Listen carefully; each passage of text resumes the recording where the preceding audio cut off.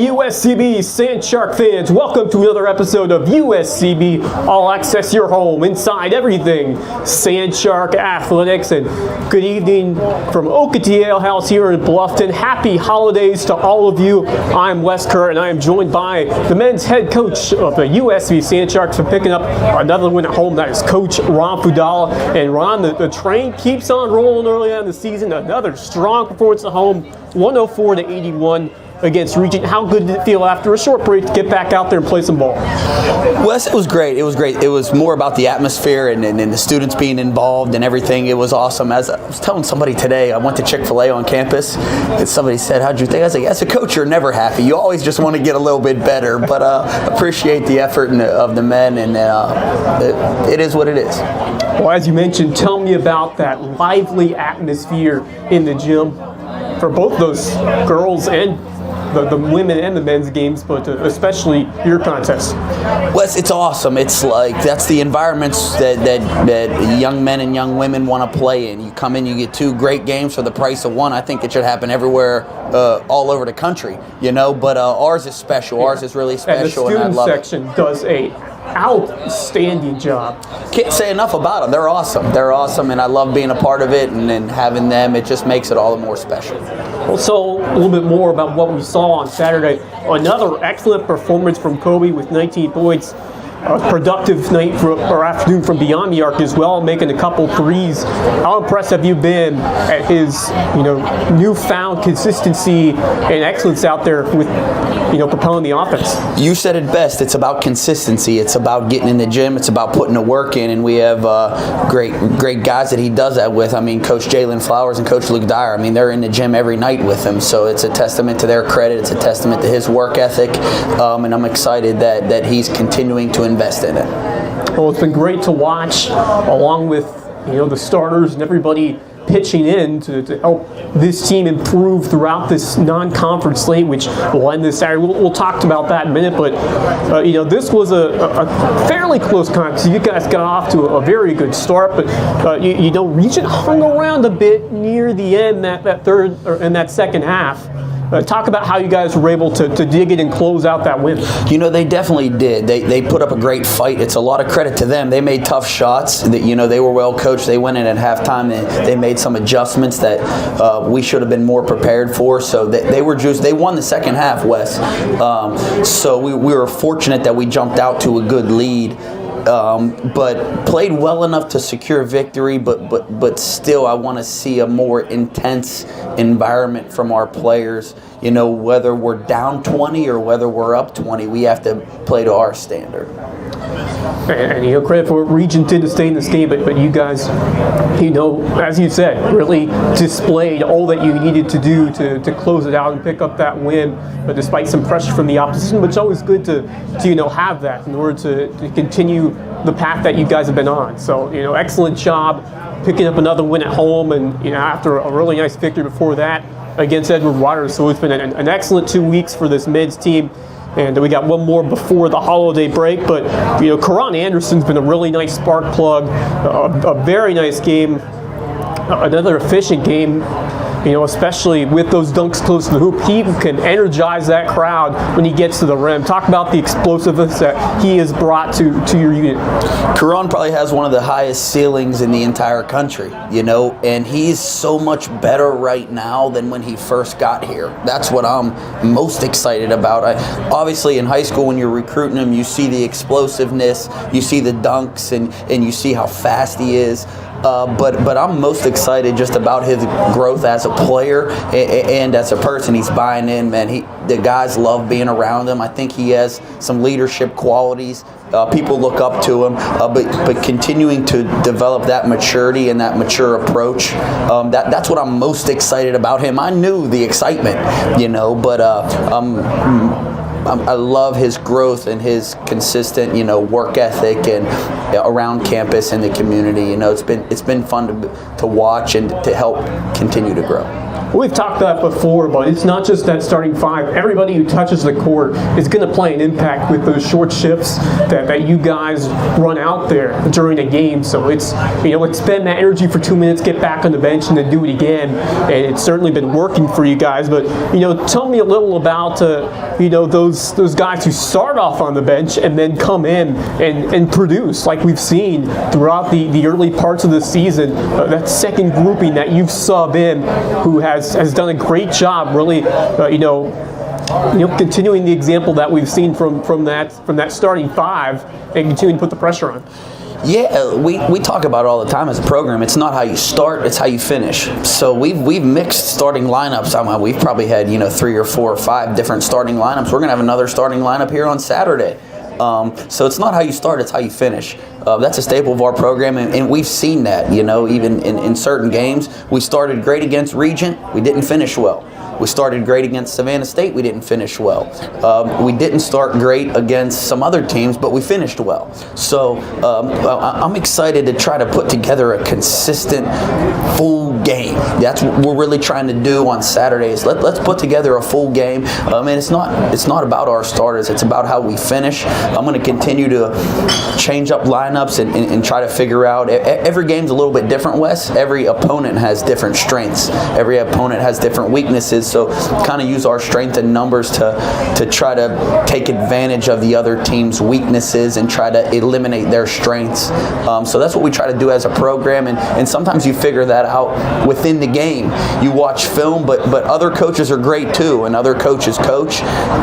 So you have to be able to adjust in game to the other coaches and to the other players. So I think we have the ability to do that, and I'm excited to continue to work on it. Yeah, that's the exciting thing. Every game has its own challenge. You're not playing the same opponent every time you come to the court. You're playing somebody new, so you have to adjust and kind of see what they do well, see what they don't do as well, and then tailor your lineup to fit what you're seeing out there, and put your guys in the best possible chance to win the ball game. And I think you guys have done it really well, and you can see your coaching staff does an excellent job backing you on that and scouting and helping with you design those lineups to put your guys in the best chance of winning.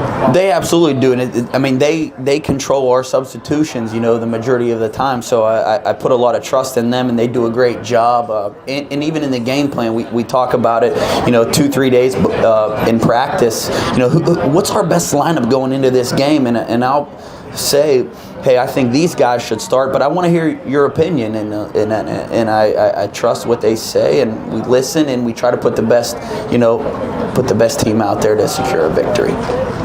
How big are you into the numbers, the analytics side of things? Do you kind of see which lineups are working better than others? How much do you read into the numbers and the statistics, or do you go off more of an eye test kind of thing? I look at it a little bit. I say this, we walk into film and I say, you guys love stats. Everybody loves stats, right? But I look at team stats. That's what it's about. I want to try to get 10 guys in double digits scoring. I want to out-rebound them. I want to out-assist the other team. I want to out-turnover them, and I want to limit our turnovers. So I look at team stats. I tell our guys, I don't care how many points you score. I only care about one score, and that's who has more points on the scoreboard at the end of the game, right? So I'm analytical a little bit, but not necessarily with individual numbers. We look at team stats, and if you want to be a part of something that's bigger than yourself, and you want to be a part of something that's truly special, man, nobody cares who gets the recognition, right? Yeah. I don't care. We don't care. We're worried about our team and our family and our Sand Shark community. So that's what I care about. I'm not a stats guy, even though the players sometimes they laugh at me a lot. Wes. Well, at the end of the day, you win as a team and you lose as a team, and it's the collective effort that determines the outcome at the end of the day. And we've seen a couple of games where one guy's had a big outing, another guy's had a big outing, and it's great to see different guys come up with those strong games, one night, and then another guy does it the next night. So, that's a mark of a really solid and balanced program. And, just elaborate on that and tell me about, seeing so many different guys on any given night take the initiative and lead the team not just in scoring, but in rebounding, but in assists, but in hustle deflection plays as well. But Wes, we talk about it a lot. You might not play well today. Tonight, we're at Edward Waters. Look at the guys in the locker room. Your shot might not go in tonight, but what are you bringing to the table? How are you impacting the game? You know, I say this a lot and guys laugh. You can't just show up, Wes. You got to bring something to the table. You can't just show up and eat. You know what I'm saying? What are you bringing? Are you bringing energy? Are you bringing enthusiasm?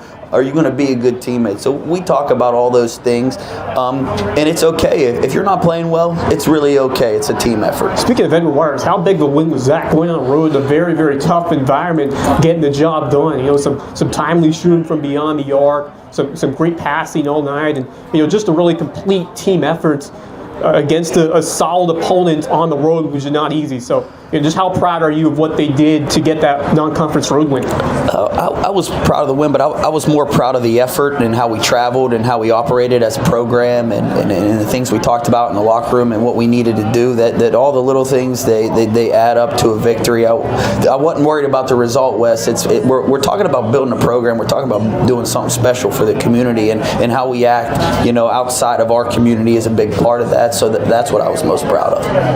And you guys have made it fun. Obviously, when you put up that many points on the scoreboard, you put up 100 in most games, especially at home. I think you've scored at least 94 in all but one of your games. So that brings excitement to the fans when they're able to see that offensive explosiveness and the dunks. And just to tell this community, these fans, if they've been missing out, what have they been missing? How fun has it been being in the gym and seeing what these guys do and just the style of play and how it's so fun to watch? I just love our guys' passion, their effort day in and day out, and it's not just something that shows up during the game. We try to make our practices exciting. We try to make our practices competitive. If you want to play fast, you have to practice fast. So we don't practice very long, Wes, but we practice hard. We practice exciting, and we speed up the tempo. So if you want to watch something that's fun and exciting, I'd encourage you to come out and watch us play.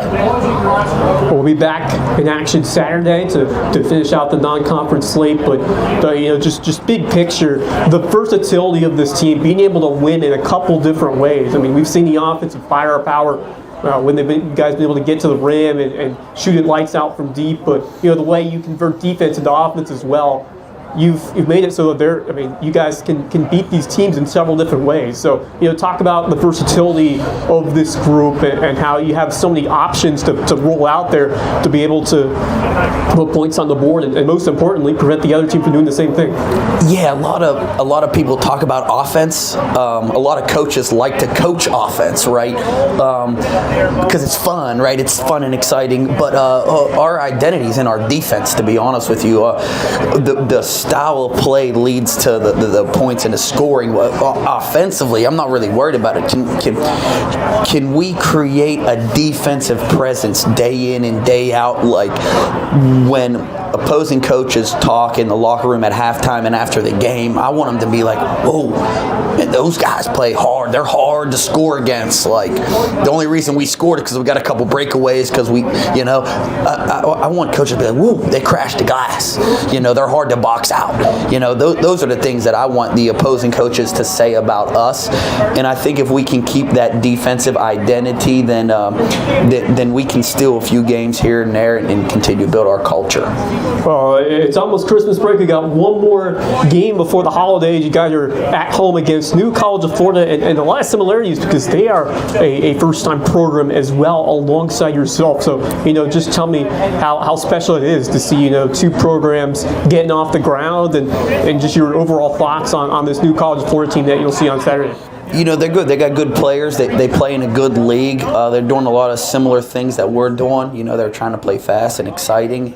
And they got transfers. They got experience. They got juniors and seniors and freshmen, and they mix their classes a little bit. So it's going to be a good challenge for us, I think. And like I said before, regardless of who we're playing, I just want to put together a consistent effort, whether we're playing New College of Florida or Regent or whoever that may be. I'm excited to try to challenge the guys to create two complete halves. Your overall perspectives on how this, of course, one more game on Saturday, but how this non-conference slate went. You guys challenged yourselves. You fought hard against a really good state team. You got a couple of road wins. You've been doing a good job of holding serve at home. But I think the most important is, the growth that you see. The growth that you've seen from game one back in November to now. How much have you seen just in those few weeks? I'll credit the guys. We're a lot better right now than we were in August 30th, right, or September 2nd, whenever we started practice. So we are a lot better now, but we have a long way to go. The guys are excited. They're excited to work. That's what's. I'm so encouraged by that. They're excited to work. They see it on film. They see it in practice. We continue to get better and better and better, and that's what it's about. It's not like we use it individually, but also as a team. It's not how you start. It's how you finish. It's not how we started in September. It's not how we started in October or right now. I want to be a lot better in January and February and March than I am in October, November, and December. That's a goal. I mean, that's the process you got to look at. It's the mentality. You want to start well, you want to start strong, but you want to continue to build and improve towards the end of the season. You guys are certainly doing that, and reflect on what it means to be a part of this USCB family in your first year at this program, alongside Sharon, Versyp, and on the women's side and your coaching staff. Just talk about the start of your career here and that family aspect that we've seen with the interaction between the men's team and the women's team. How special has that been? Man, Wes, it's so special. I get choked up a little bit when I think about it, how fortunate we are and how blessed I am, to be a part of it. We just have such good people in our athletic program. It's not about what sport you're coaching. It's not about where you've been. It's just all about becoming a family. And we had great people and I'm just great friends, more so than anything else. I love the friendships and the bonds with all the coaches, and working with Coach Versyp is just so special. It's so much fun. And that's what it's about. How can you have fun and continue to influence lives? That's what is special for us as an athletic department, as a community, and that's what we got here. And it's amazing. Well, we're glad that you are a part of it. And just a few weeks, we're getting back into it. We're getting into Peach Belt Conference season, so I'm sure you've been, thinking about these games to come after Saturday. So, just give me a quick preview of what these fans will expect to see in the competition that's going to come here in a very challenging conference. There's some really good basketball coming to Bluffton, South Carolina, and I hope we're ready for it. And I promise you, we're going to work towards being ready for it. I can promise you that. I'm excited for the community to see how good these teams are. And no discredit to any of the teams we've played, because they all work and they all play. But man, this Peach Belt is a monster. I'm excited for the community to see it. I mean, we're talking about All-American players coming down. We're talking about historic programs, national champions, historic coaches that have been coaching 30, 40 years, all across the board on the men's and women's side. And it's just really cool for the people in this community to be able to see the type of talent that's coming into town, and we're going to work to be ready for it.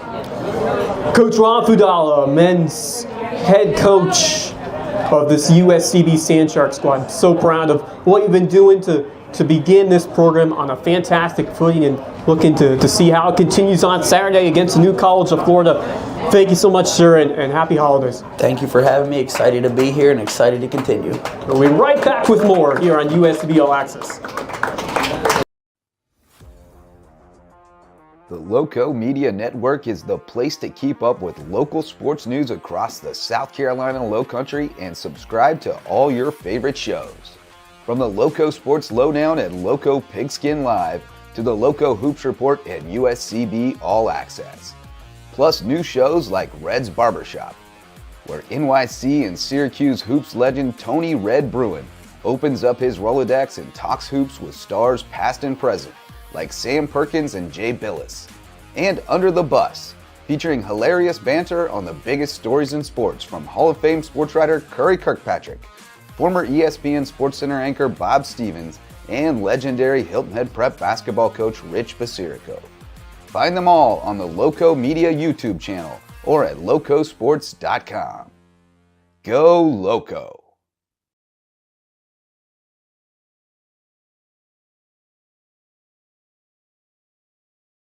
And welcome back to USCB All-Access here at Okatie Ale House here at Bluffton. Hope everyone is having a great evening. Happy holidays to you guys once again. And we are proudly presented by Loco Sports, which I am a member of alongside our founder, Justin Jarrett, providing all things local sports coverage. Beaufort, Jasper, Hampton, Colleton counties. We cover it all. Football, hoops, spring sports, everything that's going on here in the Loco. We have it for you with all of our podcasts that we put on a nightly basis now. We got podcasts every night, pretty much. And we got a USCB podcast every Sunday, Sand Shark Rewind, so make sure to tune in every Sunday night to get your Sand Shark fix. And we cover everything that's happening here at USCB every Sunday night, so definitely check that out. And thank you to Justin Jarrett and Loco Sports for helping make this podcast possible. And now we are joined by the head coach of the USCB golf program, Corey Cottrell. Corey, first time here on the show. Welcome to USCB All-Access. Yeah, this is phenomenal. Thank you for having me on. Great to talk to you here tonight, and Corey, definitely going to be jumping in full throttle once the new year hits, February, March, when golf takes full swing once again here local. How excited are you for what's to come? Now we're super excited for what's to come. This whole year for us is learning and new, right? Especially first year in D2 and this fall for both our men's and women's program. Entirely new schedule, entirely new golf courses, new teams. Everything was new, and the way that we structured it in the spring for both programs, it's a lot more familiar for us. So we've seen the golf courses, seen the events before, so we're excited to get into that. Awesome stuff. Just give me a quick recap of what you guys did, what you guys saw this fall, and some new faces that have shown early on some competitions. Yeah, so on the boys' side, we chucked them into the deep end in terms of our strength of schedule. Absolutely one of the strongest strengths of schedules in the country, and it was interesting how it worked out in terms of the last couple years, graduating a few of our All-Americans, and so we had a lot of new faces, transfers, freshmen in the lineup, and we did pretty well in terms of that. Some of the results weren't what we wanted, but in terms of learning and growing, I'm very, very excited for the spring on the boys' side. And then for the women's program, also new and learning it, and we had some new faces, and we had some phenomenal senior leadership.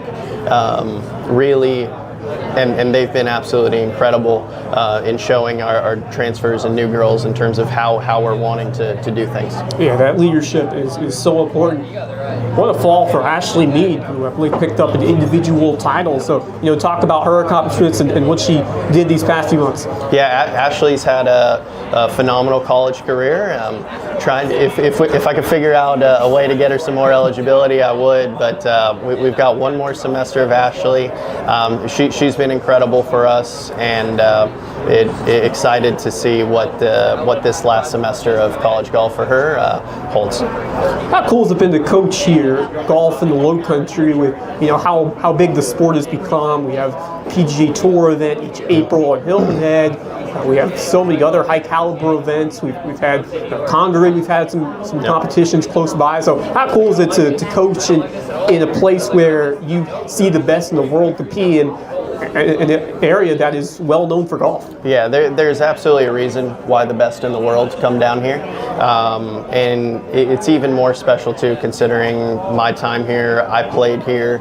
I joke with the guys and girls a lot of that. I've seen everything from a student athlete to an assistant coach to interim head to full-time head. I've been there, done that. There's sometimes where it works against them and it works for them a little bit. They can't really sneak anything by me. Well, let's dive a little deeper into what's to come in the spring Tell me more about the schedule, the competition that we're going to see this Sand Sharks squad go up against as we get back into the golf season. Yeah, I hinted at it a little bit earlier in terms of throwing our teams into the deep end, both for guys and girls, top Division II and Division I opponents. The boys start off down at the individual tournament at Georgia Southern, SEC programs, ACC programs there, and then go right into a Division I tournament before a couple D2 slates down in Florida, up in North Carolina before our home event to close out the spring. And then with the girls, jump right into it. We go strong Division II event, we host, and then we play in a Division I event. Wofford hosts right down the road at Moss Creek before finishing up the semester up at Lander. So very excited.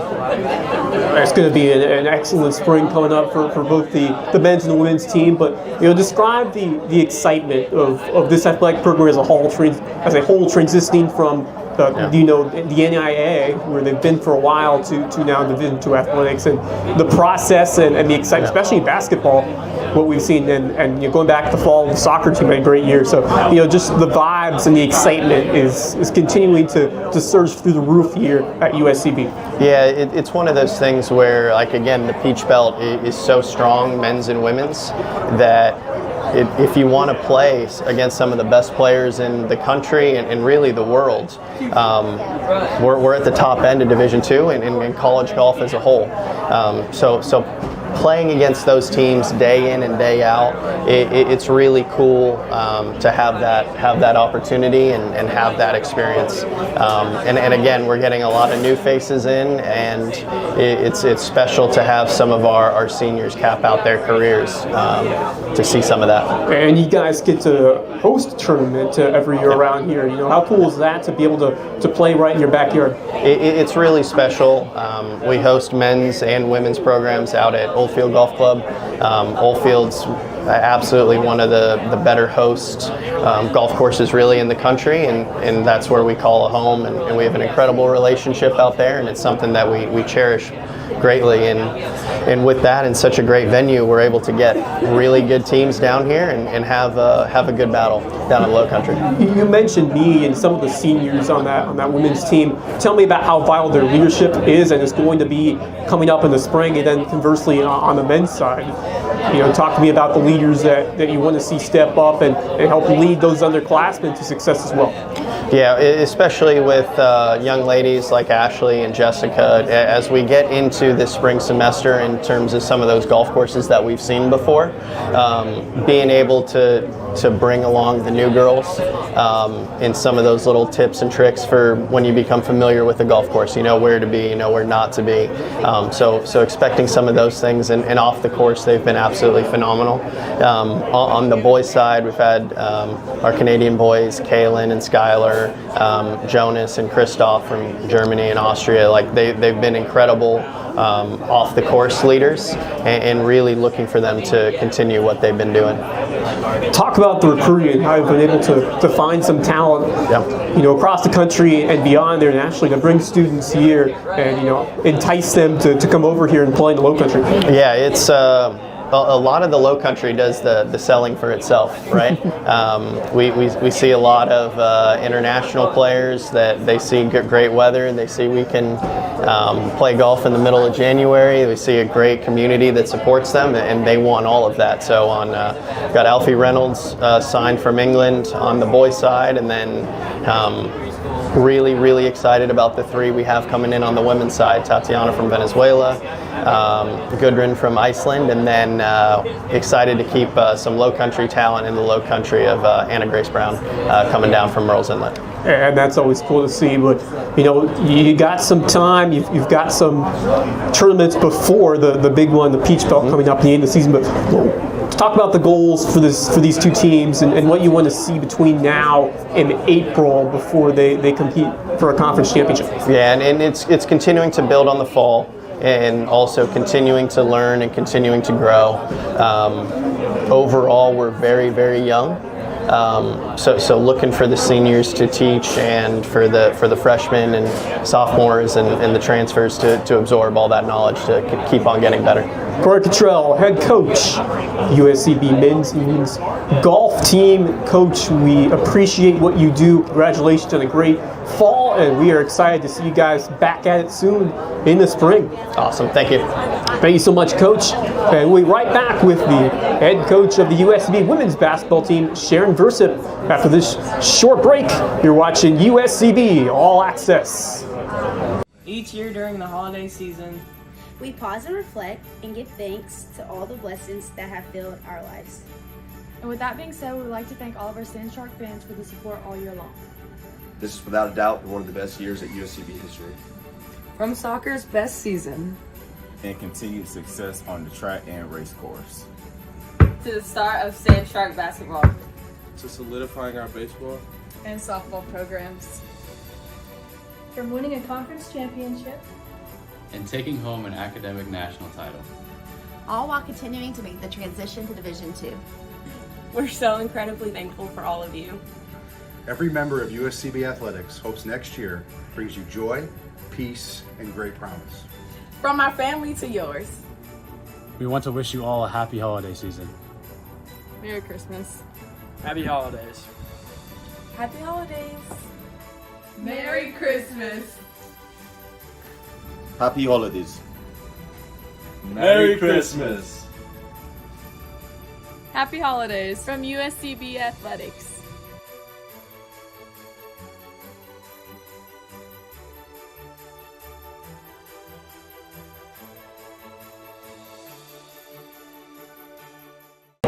Welcome back to USCB All-Access here at Okatie Ale House in Bluffton, South Carolina. We are proudly presented from our amazing sponsors, Buford Rentals, Mickelson Law Firm, Meg's Mobile Hydration, Candlewood Suites, Dust Gnarled Realty, and Howworks. And we thank each and every one of them for helping make this show possible. So thank you all so much. And we are now joined by the head women's coach of the basketball program here at USCB, Sharon Versyp. Sharon, it is great to have you back. How are you doing tonight? I'm doing good. I know we're a little chilly out here, but the excitement around our basketball programs, the excitement of Okatie Ale House here, who's always so gracious. Tim and his brother have been fantastic. So we always got to have some excitement here to keep us warm tonight. Absolutely, in these cold months. So we thank Okatie Ale House for helping us put this on and hosting us for these shows, and we appreciate all of you so much here at Okatie Ale House. But let's talk some hoops. And you guys got back in the win column, 85-70 against Regent. What did you like from your squad as they got a nice run late in that first half and carried it into a win? A few things. First and foremost, people don't understand the week before finals is a lot of projects. I coached at Purdue forever, so the academics were very harsh, and our kids are in biology and very tough classes. So our first quarter, I think they were still maybe in the locker room, just was not like in the gym. That first quarter was sloppy. Just not our type of game, but all of a sudden in the second quarter, kind of got them redirected, got them refocused. And I thought the second quarter for us, we showed the biggest growth this year, and I think there's many things because we've had so many injuries that we finally got to turn to our depth. That's one thing. But the biggest thing is that we were down by 10 and called a timeout and, just kind of, again, get them refocused, and came out and went on a 14-0 run, had a 4-point lead at half, and that's something we haven't done because we've won pretty big. We've lost. Obviously, Savannah State, gave us a kicking, but that's what we want to emulate and become. And we only had like 7 kids available during that game. And, so we were behind, so how are we going to handle this? And we were at home. So when you're at home, usually you play a little bit better.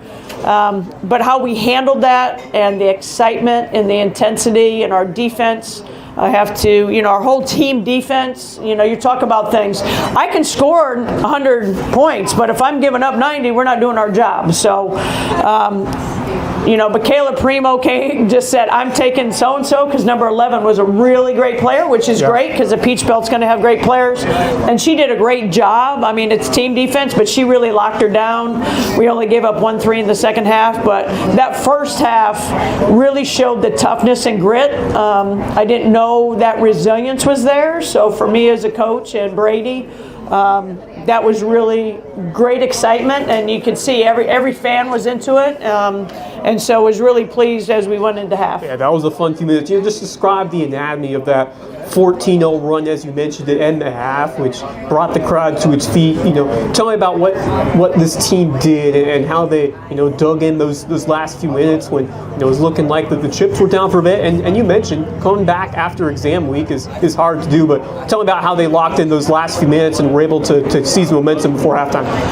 I mean, you have to, as a team, you just have to pull it together. Are you going to fold or are you going to battle it out? And, for us, Primo stopped, just defensive stopper, and then we were able to rebound, not let them score, and we got up and down the floor. But Janaea Hayward, for us, she is like unbelievable, and we'll talk about her here in a little bit. But, I mean, she just brings the excitement to the game, a flash, a style, a toughness, grit. She really flipped it, but Primo's defense, I think, set the tone for everybody to just heighten their defense as a team defense. And this was the first time we really got up and down, were able to get a lot of fast break points. Yeah, Jameria Brown, she was having it early, and she was lighting up the scoreboard there for Regent. But just tell me more about the defensive adjustments and what you did to slow her down as we ended the first half and into the second. Well, I think that the first half, again, we had different matchups on her. And my rule is if you get 2 fouls, you're going to sit. So at least the first half. So we were trying to rotate people on her, and then Primo's like, I want to lock her down in that second quarter.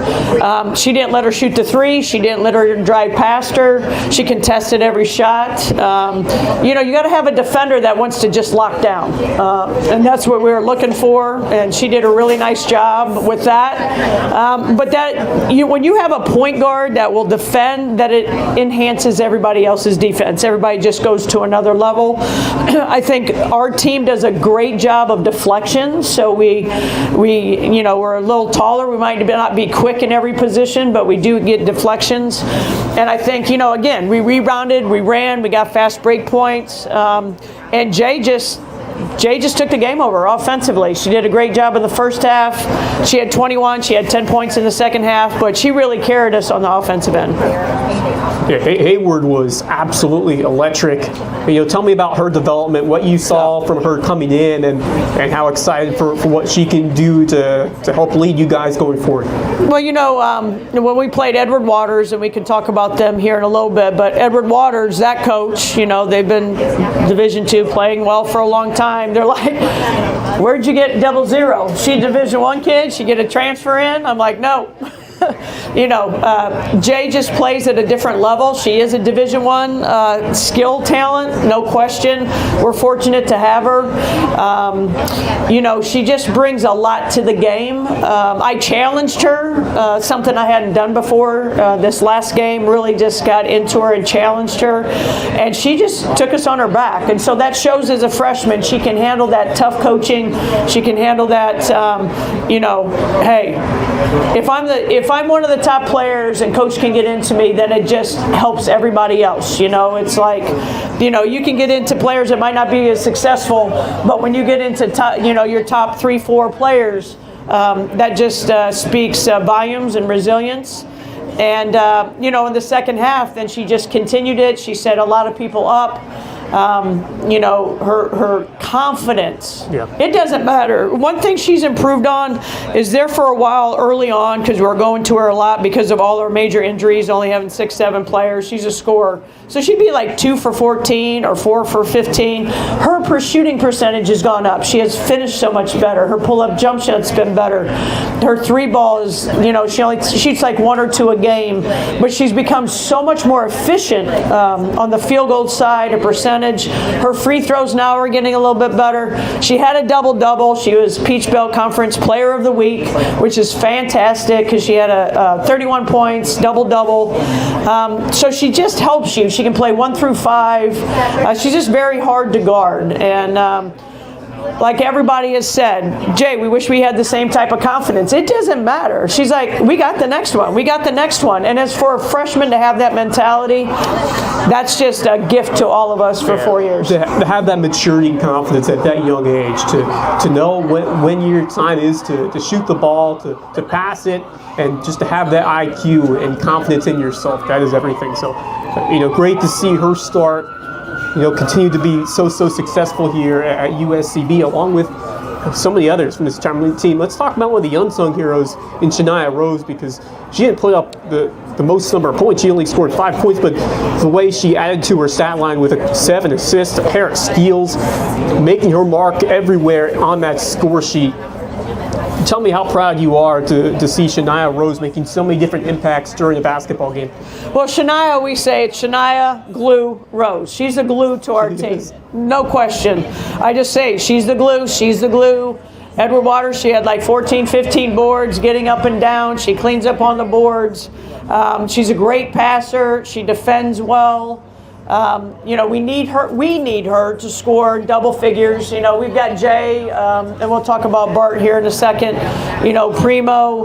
We've got some kids, but Shania needs to score for us. So she's the one that's kind of like that 3 for 9, 4 for 9. We need to get her to like the 12, 14 points as we get into the Peach Belt Conference, because that's going to extend us. She's still trying to figure out, she can play, again, 3, 4, and 5 position. We need her to shoot the 3 every once in a while, the pull-up jump shots, but she's a pass teammate first. She don't care if she scores. And you got to have some players that are like that. But we need her to score a little bit more for us. But she is the glue day in and day out. She stays settled. She stays calm. And her body is just a great specimen. So she can do so many different things, and she's going to be a mismatch when we get into the Peach Belt. And as mentioned, Rael's fitting in really well. Madison Self had a couple of nice plays that she made, some putbacks, and just some great instinctive play to help you guys out. So the depth is really starting to show up. Of course, you guys are still missing a couple of pieces in Lydia and Sharon. So, just give me an update on those two and how they're doing. Absolutely. Well, first and foremost, we're going to talk about Bart briefly, because she had a fracture in her foot, and she came back, and she kind of came back. She didn't do anything for 2.5 months. So last game, she started getting in rhythm. She just started playing her game. She's a great 3-point shooter, the best playmaker we have on our team, her and Jay. And she can, she's a great pull-up jump shooter. She can find the open person. So we really needed that from her. Which has been a big key. But, we have Sharon Bostic, who is one of the best 3-point shooters I'd have to say I've ever coached. She tore ACL, had surgery, and, now she's recovering. She'll be back full by the time we play next November. But that's a 5th-year senior, and that's a kid that can, light it up for 14, 18 points a game, so we're missing that. Lydia Katosi, she came down, did the same thing, kind of her knee buckled, and so she's going to have surgery after Christmas. And, she'll be full by the time she gets back in November. But Lydia was kind of the stud, the glue, a Division I kid, just knew how to play the game, know how to defend in all areas, power forward. Again, she probably would be scoring 18 to 20 points. So we've lost that scoring, so we're starting to try to figure out with young kids. And then we have Kmar Griffin that just has been out for a while. We hope that she can get back for the Peach Belt. So, we're kind of down to 9 players. Tanaya Bowman's getting back from her shoulder. So the other day she finally played some minutes, and I felt they were productive minutes, so we got some depth from her. Madison Layden starting the other day. Madison's played on one of the most successful North Carolina, one of the most successful high school programs that I've had on any of the kids in our program. And so she's kind of that undersized kid, but she can shoot the three well, post up well, understands I can talk the game, not draw it. I can talk it, and she gets it. And I'm really glad that she's been able to develop, because again, we've been playing with 6 or 7 kids. The majority are freshmen. And so they're getting a lot of quality and a lot of minutes that they might not have had if we had Lydia and Sharon playing. So this is going to bode well as we go through the Peach Belt for the future. It's always a silver lining to see that depth develop. When, unfortunately, when you do see guys go down, you get those next crop of athletes to step up and see what they got and to build them, develop them, and that's such an important aspect and factor of building a team, especially from that inaugural season. So I think you guys are handling it really well, and conversely, when you're seeing Lydia and Sharon, what they're doing, just sitting on the bench and watching this unfold, how valuable is that, just to see how this offense is operating, to be able to be ready to step in when the time is ready? No, I think it's real important, and everybody handles a tough injury. I mean, it's a loss. Like your whole season's gone, so it's very, very tough mentally and emotionally. And Sharon and Lydia are still our leaders. Even though they're not playing, we're in practice. If something's not going well, they're like, "Come on over. We're going to talk. We're going to get you back on track." And that's great, because sometimes when you're injured, you are isolated. It's very different. No one understands it unless they go through it. But we've kept them involved. They do scouting reports. We have them keep stats. And we make them the key. Like, they still look to them all the time, our players. So, even though they're not playing, they're making a huge impact day in and day out. And I give those two credit, because it's not easy. We talk a ton. I meet with them because that mindset is very important. They're fragile kids. They're just kids, and they're going through a really life-changing event. Yeah, we had some of them on the call as well for one of the men's games here at home, which was really cool. They did an awesome job, so great to see that. But let's go back to your team and talk about the experiences that you've had in this non-conference slate, especially the game at Edward Waters, and what you learned about that experience going over there and playing a solid team. Again, we're playing 6 freshmen. So as we always said, when you build a team, we have our 5th years, we have our juniors, so we have 6 and 6. And we always say primo. She even said, I really wasted a year, because she went to Georgia Tech as a walk-on. It didn't work out. She goes to Oglethorpe, only plays a month and gets injured, so she's really a freshman. So I have 7 freshmen. And, when you go to Edward Waters, we're playing a great, tough game. They're very quick. They're a pressing team. So we did some really good things. And then the best teaching point is, when you play on the road, you have to be 10 points better when you step on the court. We weren't 10 points better, but it was a game changer. It was a tight game all the way to the 4th quarter. They shot a 3 and the ball was still in their hand. They counted the 3, and then we had 3 major calls against us. So all of a sudden it became an 8-0 run, or almost a 9-0 run, and we still battled. But that happened. So the best teaching point is that we battled. We did everything that we could.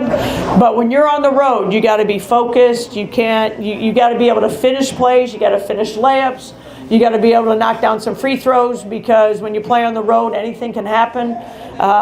And it was tough, but I told them to keep their heads up high, because they battled. And these kids were juniors and seniors, and we were playing 6 freshmen and 2 juniors during that time. So I would have to say, our team has grown more than I anticipated, because of playing young kids, only having 6 or 7 players available. Now we're starting to use our depth. So, they're really starting to click. And so I really don't want to go on break for 10 days. But they need it, but they're starting to click. So, hopefully we can carry that over.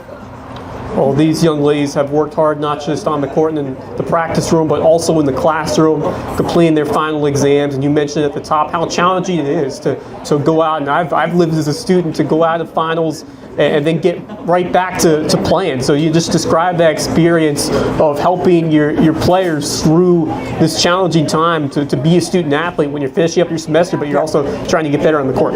No, definitely. And last week there was a lot of projects. This week, there's probably a handful that don't have a lot of finals, but then we probably have like 6 or 7 that are biology majors that have 3 major finals. So, we're fortunate. Most people are done on Thursday, so they get a moment to regroup. But I'm proud. I'd rather, teach doctors and business and, all these, because it's about the student athlete. It's about them finishing their career basketball-wise, but doing something special with what they're doing. And, I've seen it year in and year out, all my years at high academic institutions. So just really proud of them. Continue to, tell them that use basketball as an outlet. Use these hour and a half or 2 hours that we're in this gym to use that as an outlet, because obviously you're going back to your studies, and don't be laying around all the time. We got one more before the holiday break, as you mentioned, at home against New College of Florida. What are you hoping to see from this game before the holidays? Again, just utilizing our depth, getting better in, our zone offenses, getting better defending if people are shooting the ball so they don't have a great first half, just locking in a little bit better. But just, really being consistent and being unison, and we need to score more points, and we need to hold the opponent to lesser points. Sharon, Versyp, as always, it's been a pleasure to host this and talk with you. Great job, fantastic start to this women's basketball program here at USCB, and I'm excited to watch it continue to unfold as we get close to conference play.